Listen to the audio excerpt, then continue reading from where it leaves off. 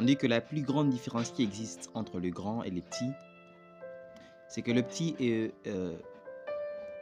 ils ne savent toujours pas ce qu'il faut faire. Ils veulent toujours faire ce qu'ils veulent faire. Au contraire, ils ne s'adaptent pas à la situation. Ils amènent toujours leurs pensées partout, même là où il ne faut pas. Et les grands, à l'opposé, eux, ils savent toujours ce qu'il faut faire. Quand il faut faire le bien, ils font le bien. Quand il faut faire le mal, ils font le mal. Ils préservent leur vie en s'adaptant à chaque situation qui se présente à eux. Ça, c'est la différence, en fait, la plus grande qui existe entre le grand et les petits. C'est donc le contraste que le monde, que les gens, que la réalité expose entre le grand, la grandeur, la maturité et la petitesse, l'immaturité. Le monde pousse en avant la capacité à gérer la situation ou à s'adapter à la circonstance comme preuve principale de la maturité. Et dans les cas contraires, on dira que quelqu'un est immature. Et dans les deux cas, moi, je préférais être ni grand, ni petit, pour savoir quelle est la vérité, le véritable sens de la maturité, le véritable sens, la véritable forme de la grandeur. Et c'est ce que je vais te faire découvrir dans cette vidéo.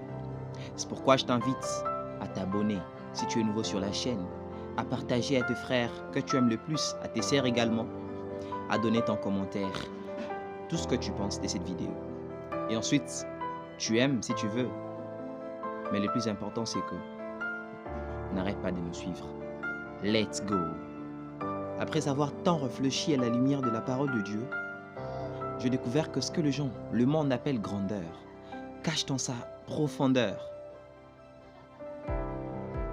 une grande immaturité.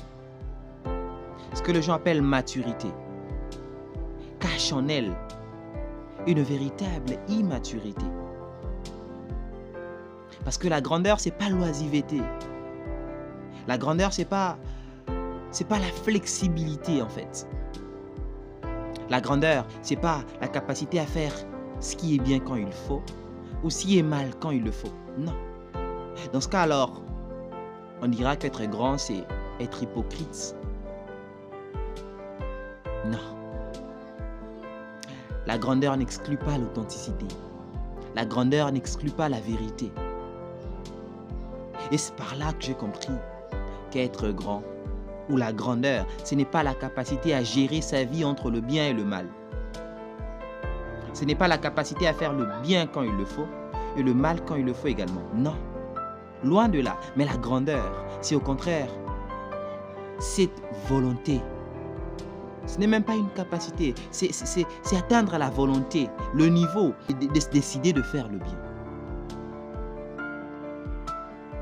Un homme grand n'est pas celui qui gère sa vie entre le bien et le mal, mais c'est celui qui fait le choix de faire le bien et qui l'assume à tous les coups de la vie. C'est ça la grandeur. Et après, c'est à toi de décider. La décision finale revient entre tes propres mains. Qui veux-tu être? Grand ou petit? Mature ou immature? I'm you.